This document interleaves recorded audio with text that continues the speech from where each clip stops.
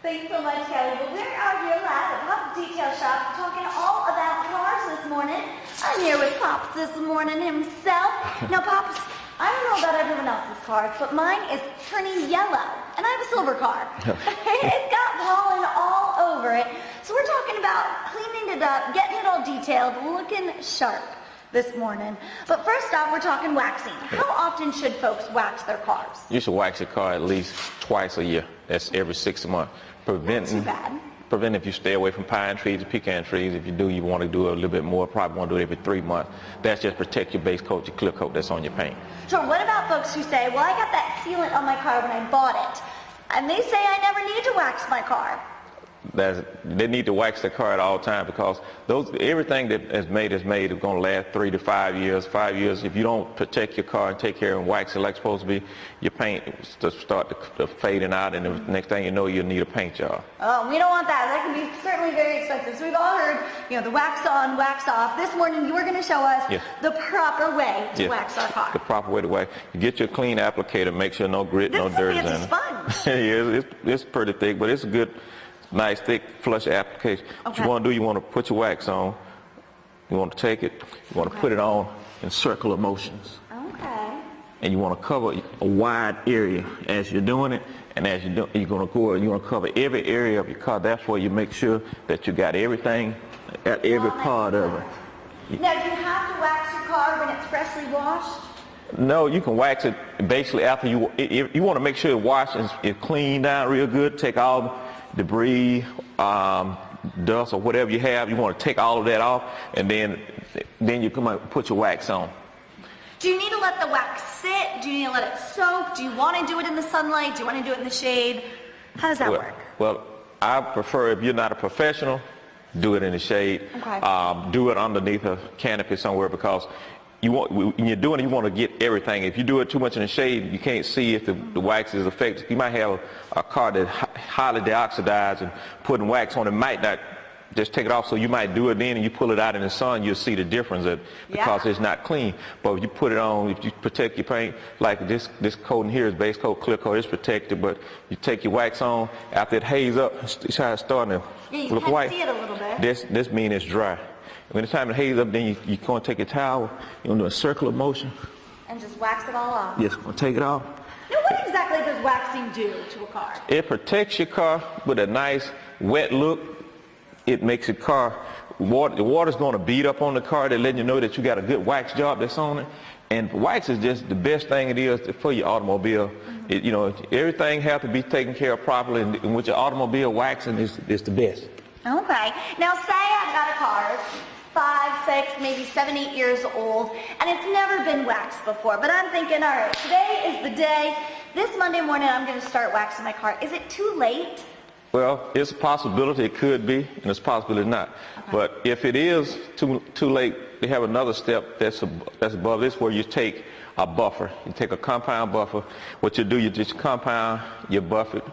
You take that off, you come back, you take your silicone, you put it on, and what your silicone is more like a wax that you put on there, and what it does, it removes swirls and all those debris out, and then you come back, you put another coat of wax like this, then you come back with a foam pad, and then you buff it out. Okay. And most of the time, those are the jobs that's more detailed, that's more expensive. It's a bit more work. Yes, we don't want to try to do that themselves. Talk to me about this wax.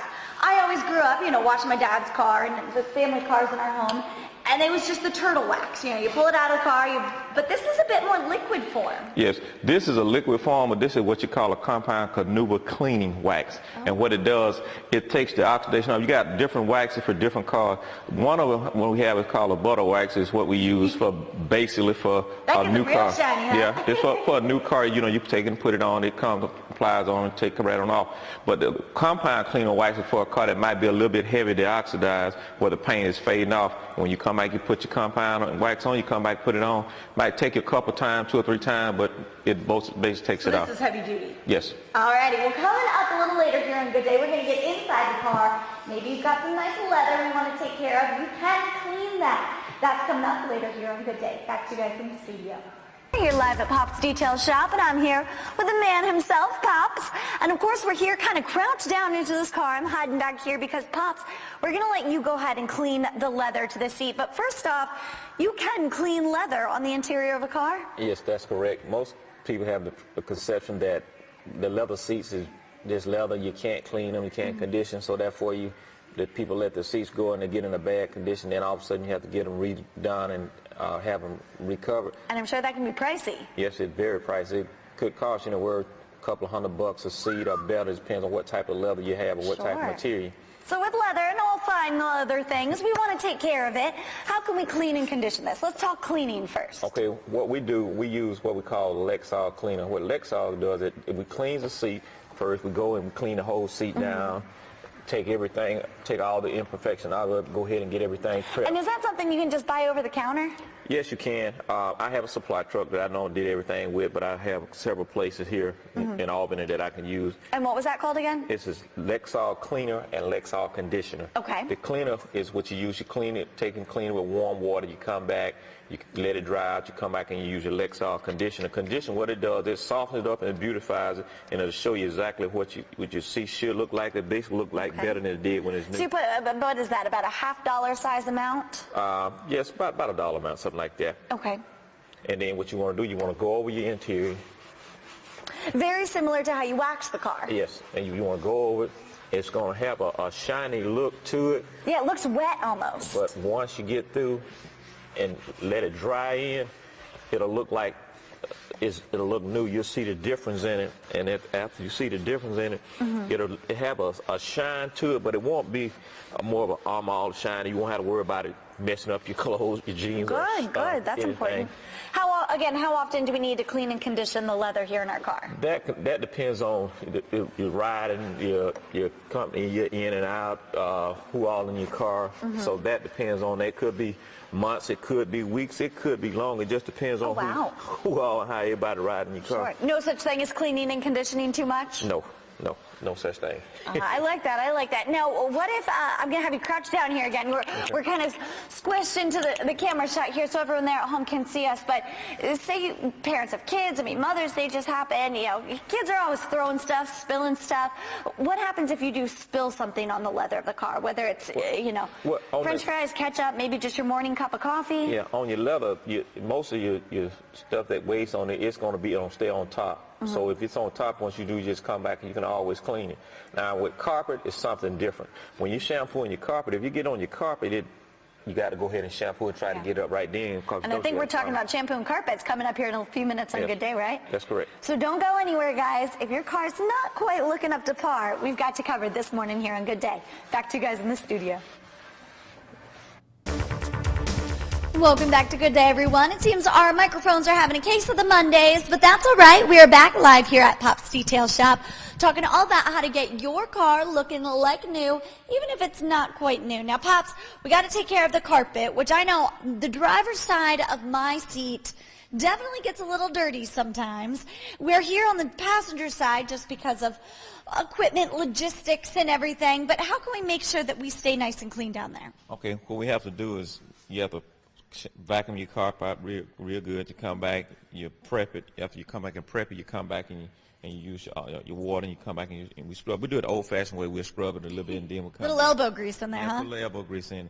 And then what we do, we come out with hot water extractor, and we shampoo it and pull everything, all the solution, all the dirt and problem out. You want to spray it all down. Okay, and this is not shampoo that we use in our hair. That's correct. This is an all-purpose cleaner that we have to come out of detail truck. It has a fragrance and an aroma that smells real good.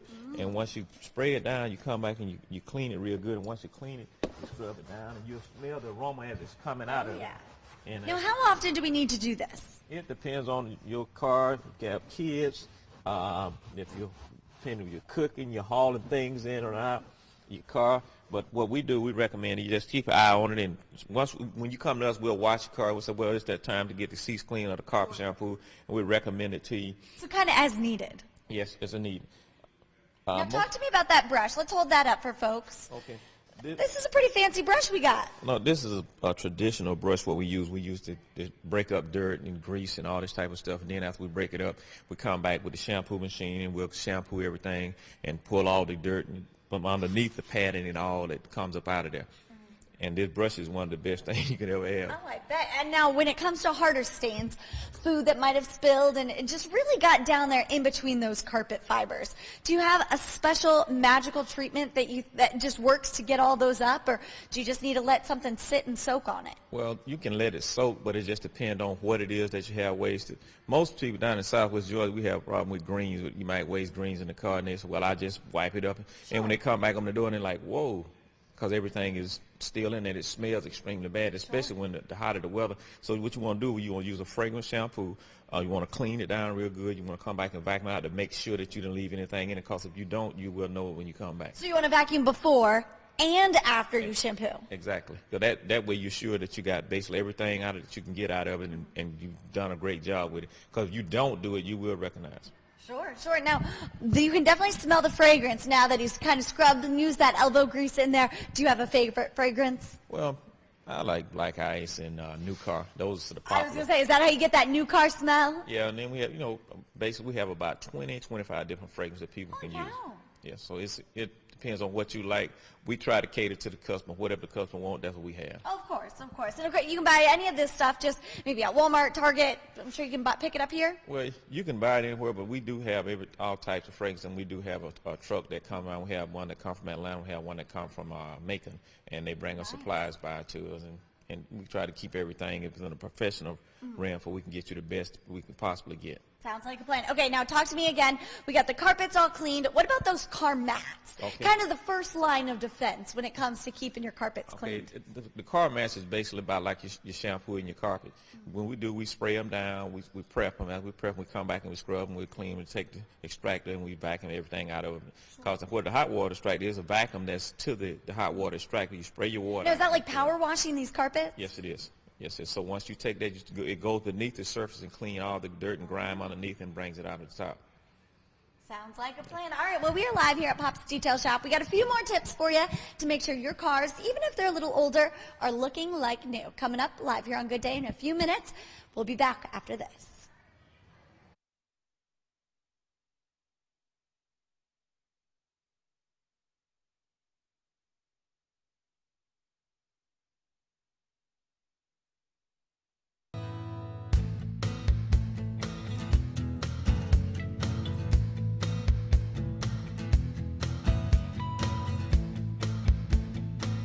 Well, welcome back to Good Day, everyone. We are live here this morning at Pop's Detail Shop. We've been detailing your car all morning, making sure it is just looking in tip-top shape. But we also got to talk a little bit about safety, because Pops, we got to make sure these headlights are looking good and clean. That's correct. This is ABS materials, which is hard plastic. After so many years from the heat from the outside and the interior heat from your lights, bulbs, it causes your headlight to get the frosty look. So what it does, it covers your lighting, and you can't get the full effect of what the light's supposed to be. So headlight restoration, what it does, we clean it down. After we clean it down, we'll sand it, then we'll come back and we'll buff it out, then we'll come back and put a UV ray protectant on it, then we'll come back and use cloth and wipe it in. So talking about how hot these headlights get, you're telling me you can get first-degree burns from touching the actual bulb under that special plastic you were saying. That's correct, because the bulbs are high amp bulbs, and once you touch it with your hand and put it on a long time, it can burn your first-degree burn. And so we definitely don't want any of those first-degree burns, and we definitely want to make sure everyone's safe while driving at night. And you guys do that all right here at Pop's Detail Shop. That's correct. The headlight restoration is one of the most popular things that we had that goes on with the hand detail part of the shop. Sure. And we do a lot of headlight restoration in Southwest Georgia because we have a lot of people that come in complaining about they can't see at night and this type of thing. So I recommend that they do a headlight restoration at Pop's Detail Shop Incorporated. There you go. Now you got a new location. You got a couple locations all around Southwest Georgia, but a brand new one too. Yes, the new one is coming is 501 South Slappy. Well, we'll be doing a 10-minute oil lube, tire rotating, balancing, tire repair. You do all that in 10 minutes? Not all of that in 10 minutes. Holy cow. The oil change would be a 10-minute oil lube. Then we'll come back and we can fix your tire repair, and we can put new tires on, used tire, mount them, balance them, and whatever you might need. All your detailing will be there as well. Sounds like a plan. Now, okay, we've talked a little timeline here. How often for an oil change? Basically every 3,000 to 5,000 miles. Some vehicles nowadays equipped to tell you when it's time for oil change, but basically older model cars, 3,000 to 5,000 miles would be good to go. Sounds good. And then as far as waxing, which was the first thing we did, how often does that need to be done? Basically every 6 months, as long as you stay away from pine trees, pecan trees, and all those type of things. All right. And then how about the carpet cleaning and headlights? The carpet cleaning, you want to, it's a monitoring situation, see how it's done, to make sure, you know, if you know how much traffic you have in and out of your car.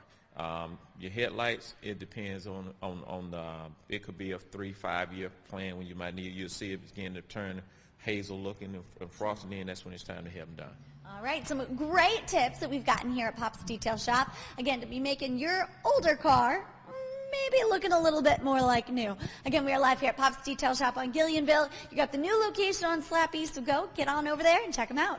Back to you guys in the studio.